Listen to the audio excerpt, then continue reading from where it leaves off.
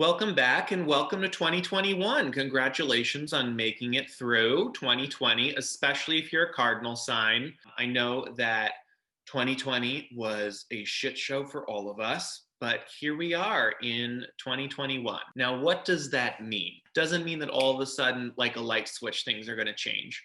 I will say that Jupiter moving into Pisces towards the summer is hopeful.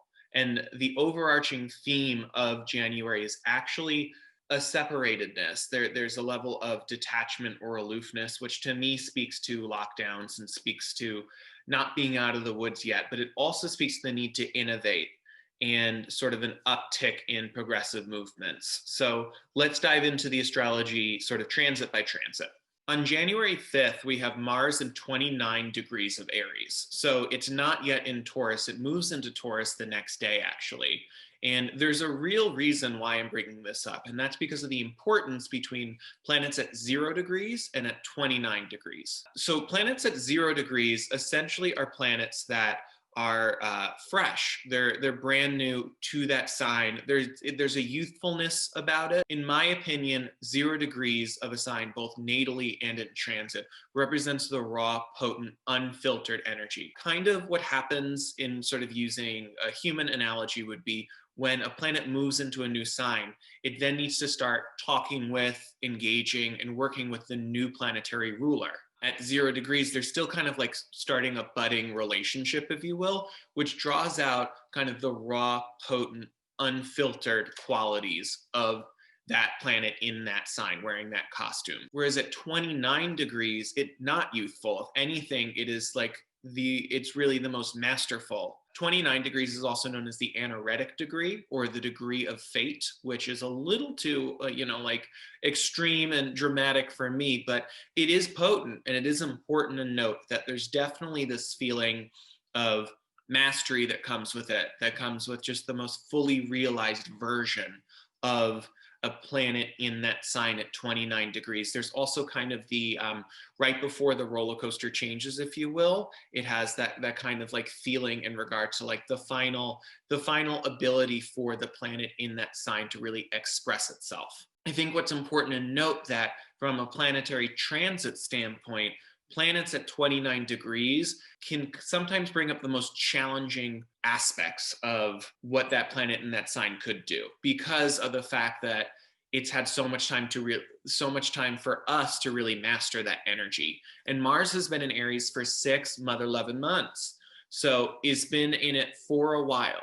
January 5th actually also corresponds to the Georgia runoffs.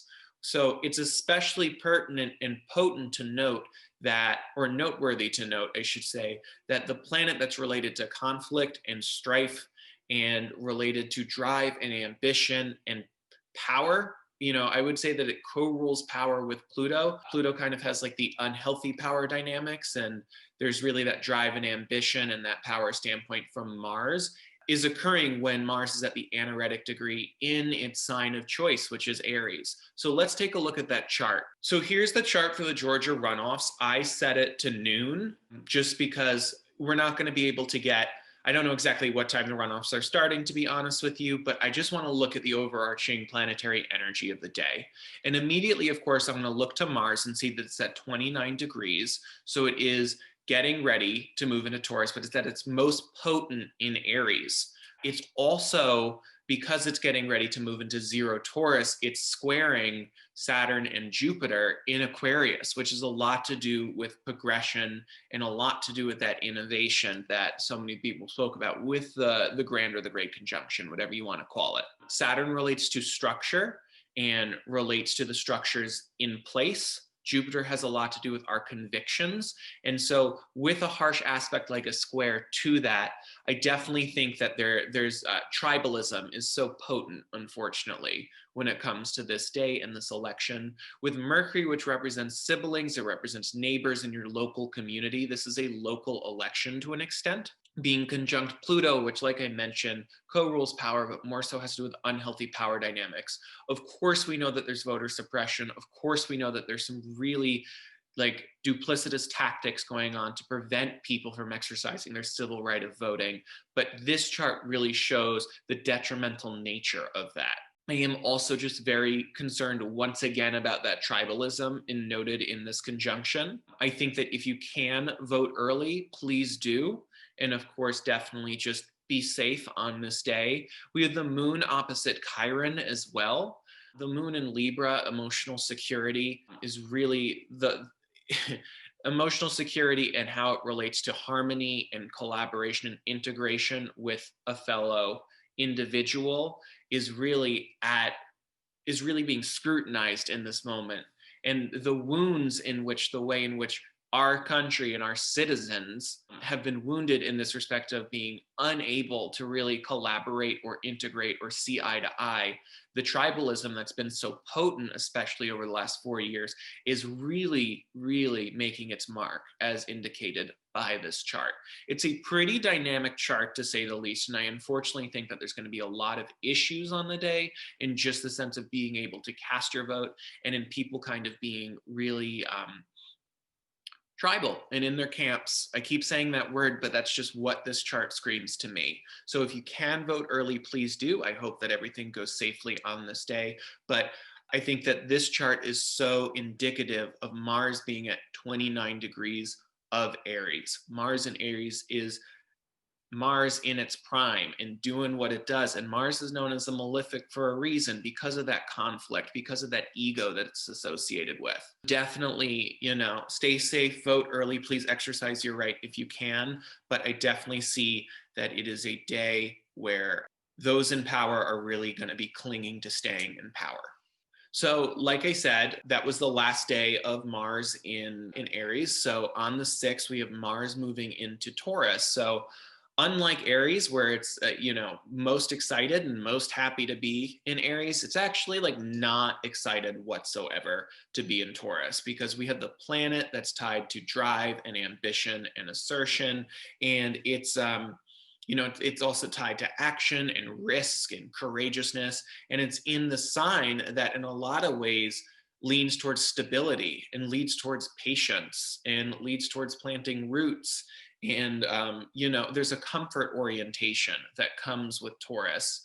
So I think that's a big reason why Mars struggles in the Venus ruled signs, is that there's an orientation towards not having, marching into battle per se, but just in being very security minded. The other thing that's important to note about Mars moving into a fixed sign, and I want to say this at almost the top of this video now, is that anything that moves into a fixed sign this year is going to deal with all the heavy fixed energy that we have, with Jupiter being in Aquarius for most of the year, with Saturn being in Aquarius for all of the year, and with Uranus being in Taurus for all of the year.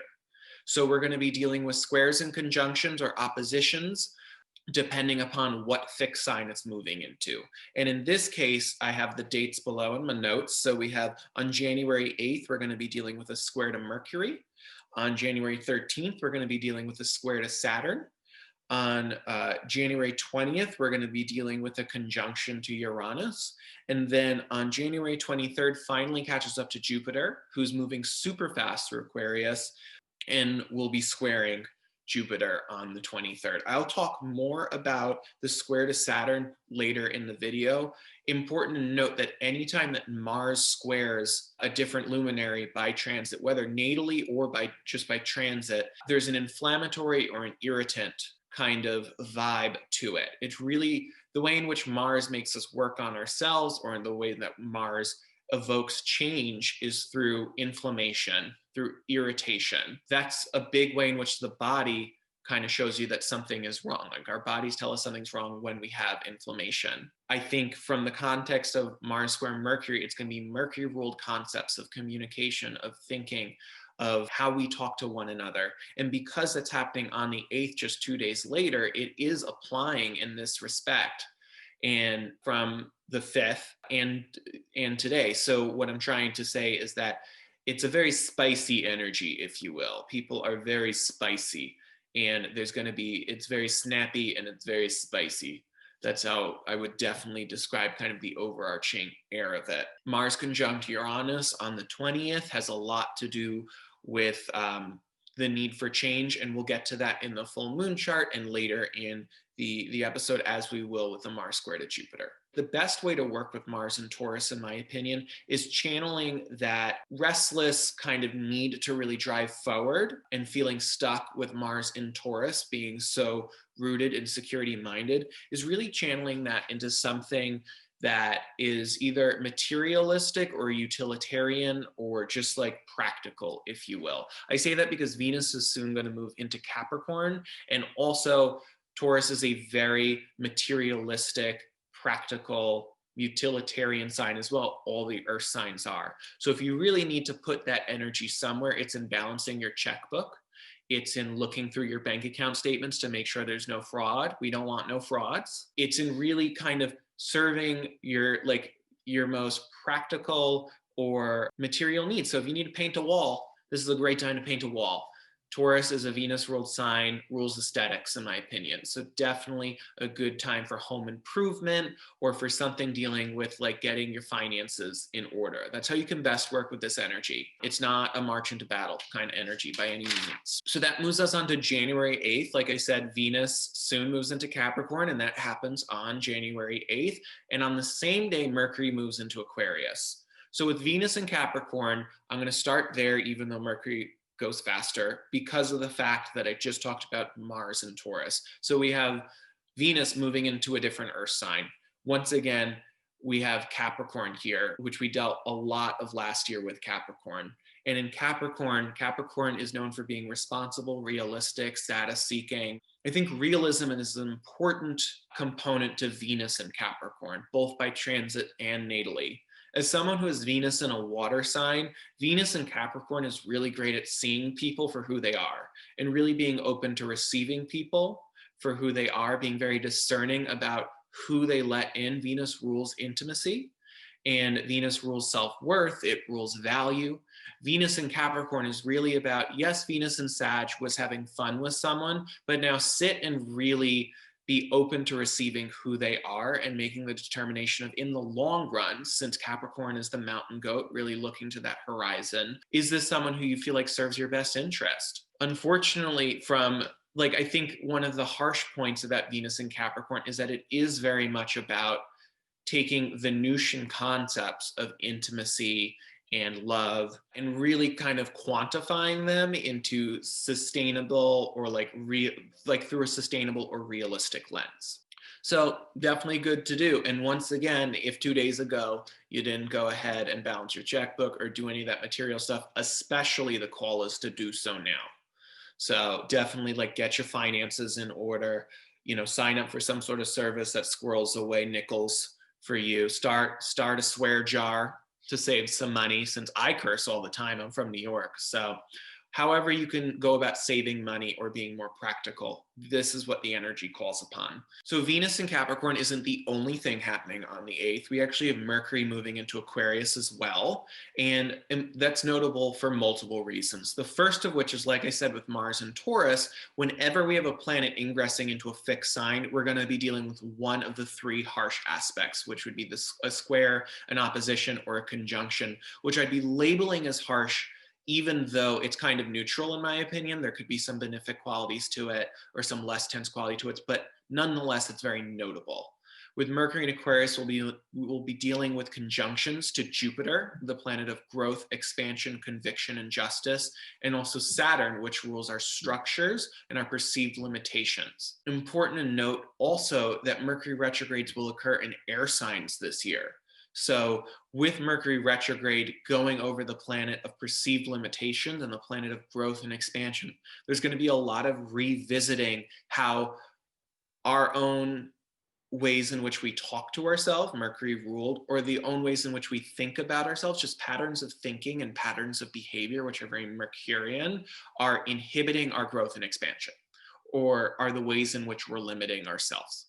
Important to note that Mercury in Aquarius is very innovative when it comes to communicating. It's very left of center. It's very liberating as well, speaking your voice in order to liberate the marginalized. And that's going to be a common theme, I think, of this year, is that the movements that really started to bloom and blossom tied to equity and liberation last year are going to become very much paramount, important, and centerfold in 2021. And I think we'll definitely see the uptick of that starting in Aquarius season, if not earlier. If it doesn't happen earlier, definitely bookmark Aquarius season, and when things move into Aquarius early in the year, like we're talking about, for when we're going to see an uptick in the importance of them being centerfold. I think that Mercury in Aquarius is a really good brainstorming time, especially if you're brainstorming with groups, whether it has to do with you're at university or whether it has to do with you're working on your next idea or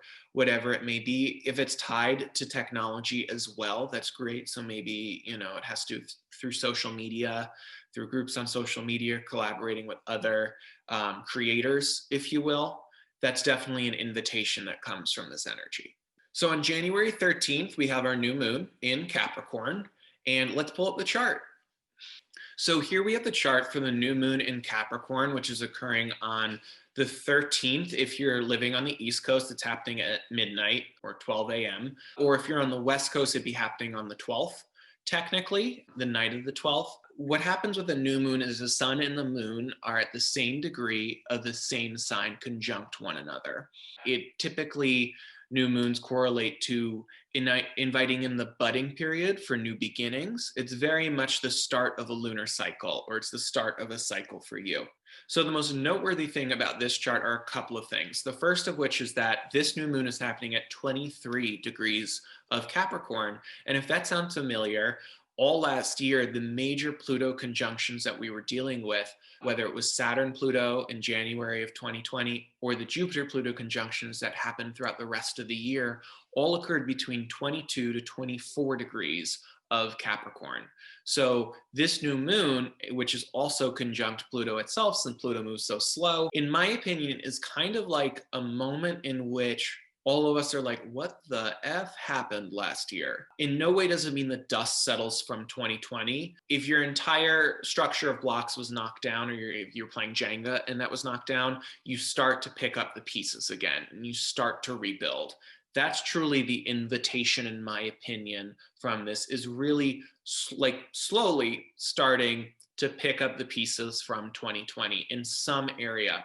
Unfortunately, given the fact that we have Mars square Saturn built in to this transit, Mars square Saturn is very much associated with not being able to progress forward. I think that this is very much directed inwards, with Pluto representing the things we don't like to talk about at parties, whether it's grief, trauma, unhealthy power dynamics that we've been in, shame, vulnerability.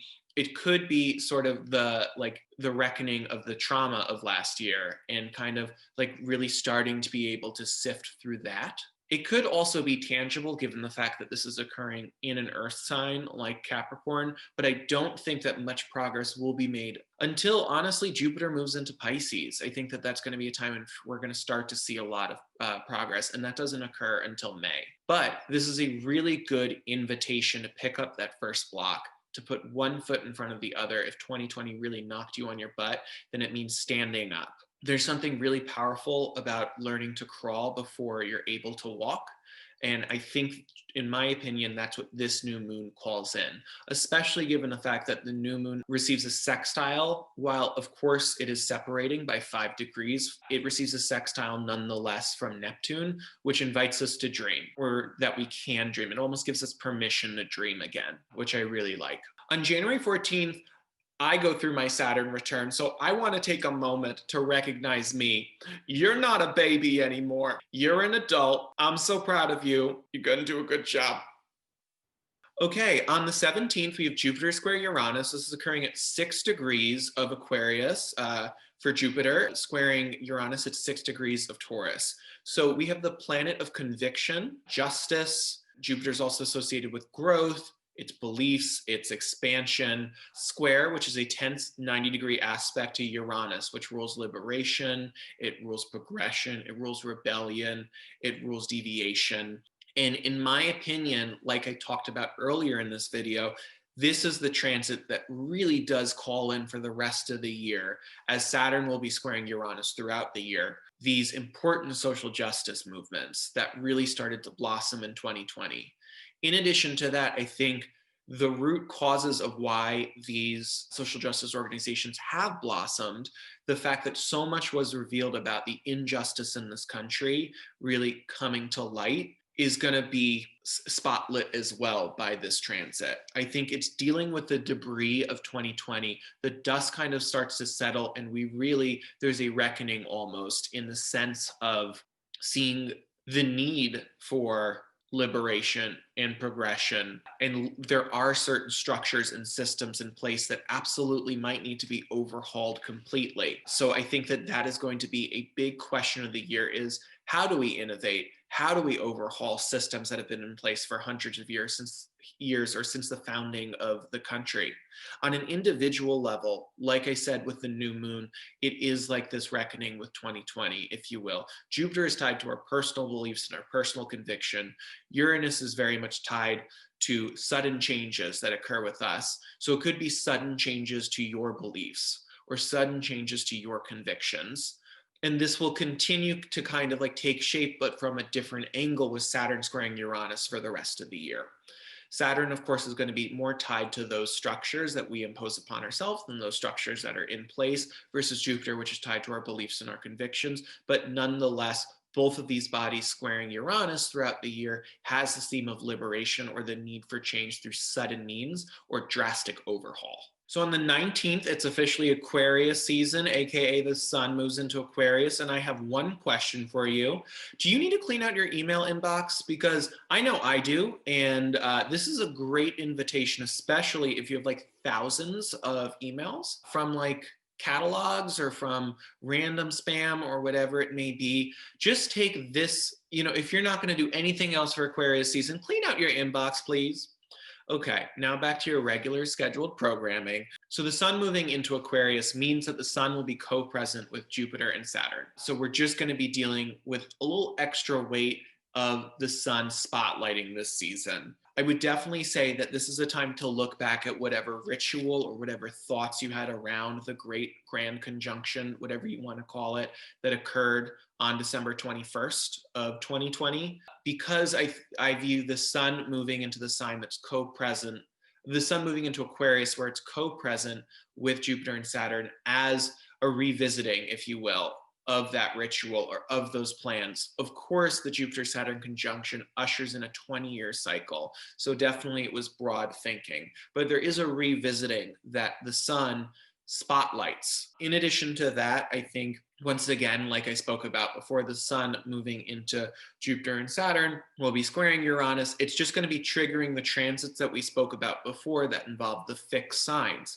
We're going to be getting those squares, those oppositions, and the conjunctions, all of which spotlight the same themes in which I've talked about earlier of the need for justice, of holding people accountable. The sun moves into Aquarius the day before the United States has a new president in office. And I think it's very important moving forward, just as the sun ingresses into this new sign, of holding people accountable, of not letting 2020 and the last 4 years being swept under the rug. Now, one other homework assignment, which I probably should have mentioned in Mercury ingressing into Aquarius, but I think it's very notable now nonetheless, given that Aquarius is an air sign and so associated with innovation and progressivism, is being willing to communicate with someone in a different way than you're used to. So if you're very much a millennial or a Gen Zer and you're reliant upon email or text, pick up the phone and talk to someone or write someone a letter. And vice versa. If you're someone who's not comfortable with text, or the only ways in which you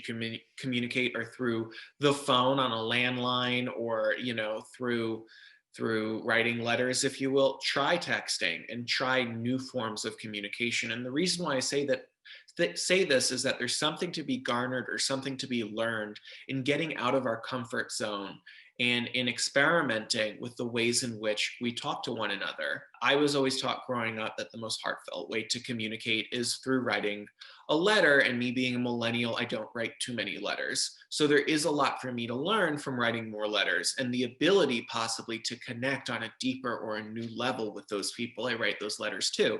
So I recommend, in short, to communicate in a new style of communication with someone, friend, lover, enemy, whoever it may be. So on January 28th, we have our second lunation. It's a full moon in Leo. So let's look at the chart. So here's the chart for the full moon in Leo. It's occurring on January 28th. Like I just said, it's happening at 2:17 p.m. Eastern, so 11:17 a.m. Pacific, or convert for whatever time zone you're watching in. Every full moon, we have the sun and the moon at the same degree of opposite signs. And I always delineate from the sign axis of whatever the sun is in versus whatever the moon is in. It always exists on an axis, and then looking at the transits to that full moon before delineating anywhere else. We're dealing with Leo and Aquarius. Leo is really all about how we seek to shine, how we seek to be recognized, versus Aquarius is actually how we kind of blend in with the group, or it's group first, if you will, versus shining. It's very much about the needs of the collective over the needs of the self, in the sense of the needs for recognition from the collective versus the need for the collective to be recognized over the self, I think is the best way to put it. I'm really trying to pick my words carefully, because the Aries Libra axis is very much the I us axis, and this is different. It has a lot more to do with recognition from the collective versus the collective being recognized. So Leo would be recognition from the collective towards the self, and Aquarius would be about making sure that the collective is recognized first. So that's what this full moon has to do, is kind of where we fit into that equation. And of course, specific themes will arise for you based on where that full moon hits your chart. Now, important to note that the sun is conjunct Jupiter that day. Whatever Jupiter is conjunct a planet, it really augments or makes it grow, it makes it bigger. So this full moon is getting a lot of light, if you will. It's getting a lot of attention from the sun. And so whatever issues it's really shining upon you in particular are likely to be pretty obvious. If you are a fixed sign baby, or you have placements or angles at fixed signs, definitely bookmark this day for something coming to light or the need to shed from something. In addition to that, because this full moon is occurring in fixed signs, in my opinion, given the fact that full moons really speak to the need to shed in order for a new cycle to be birthed, and that this is occurring in fixed signs, like, what have you been digging your heels in on that just absolutely needs to change? And I say that because of the fact that this full moon is in a T-square from Mars and Uranus. Mars very much all tied to like drive, ambition, assertion, and inflammation. Uranus very much tied to upheaval, liberation, breakthroughs. With them conjunct in a T-square to this chart, it speaks to like, baby, something has to change. And you've been digging your heels in on it, and it just needs to change. Of course, wherever this lunation hits your chart, that'll speak to you on the individual level. So take that as you will. Now, lastly, delineating outside of aspects to the full moon itself, this is the day not only that the sun conjuncts Jupiter, but we have Venus conjunct Pluto. Venus conjunct Pluto is a very obsessive energy. It's a very hard on you energy as well. Venus rules self-worth, rules self-esteem, it rules value and how we value ourselves. And with Pluto being tied to shame and unhealthy power dynamics, trauma, abuse, I could keep going, vulnerability, etc., there's just a spike in that. And we tend to, when Venus conjuncts Pluto, like indulge our coping mechanisms that are not healthy. Whether it's like stalking exes on LinkedIn or on whatever platform you use, probably Instagram, not LinkedIn. I am on LinkedIn a lot. Or, if it's a coping mechanism that has to do with doing something to your body per se, I don't know, just whatever your coping mechanism is, especially given the fact that this is built into a full moon chart, there's a spotlight on it. And maybe there's a way that you can orient a change that isn't impossible or seemingly impossible, if you will. I would say like that's where you should, like I talked about, that you're digging your heels in on something, definitely orient the need to shed or change to whatever that unhealthy coping mechanism is. So the last transit of the year happens on January 30th, and we have Mercury retrograde. So hide your kids, hide your wives. It is Mercury retrograde again. Mercury retrograde, like I said, will be occurring in air signs. The retrograde period before the actual retrograde starts in the teens of the air signs, and then each Mercury retrograde will be occurring around the 24 to 26 degree mark.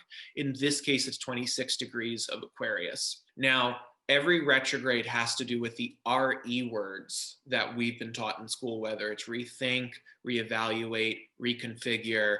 Insert RE word here. I would definitely look up a list of RE words tied to that planetary theme. And with Mercury relating to communication, thinking, and how we relate on the platonic level, there's definitely going to be a revisiting of that. Mercury retrograde is the time in which ghosts from our past tend to come back, especially aligned with those themes of how we communicate and how we relate to one another. So be on the lookout for that. On the personal level, I would say that this Mercury retrograde, especially because it's co-present with Saturn being in the same sign, it's not going to be conjunct Saturn in retrograde, but it's still co-present with it. I think there's a lot of work that's meant to be done internally on tied to themes of perceived limitations and patterns of behavior specifically. I would say overall, Mercury retrograde is not meant to be feared. Of course, expect the typical Mercury retrograde things of technology breakdown, communication breakdown, transportation breakdowns. Everything that planet rules gets wonky because the planet itself is moving slower than usual. And it's a time for us to revisit those planetary themes and make appropriate adjustments as it goes direct again. For you in particular, depending upon where Aquarius is in your chart, specifically 26 to about 13 degrees of Aquarius, regardless of if you use a whole sign or a quadrant house system, look out for that and apply those house themes. And house themes are seen here.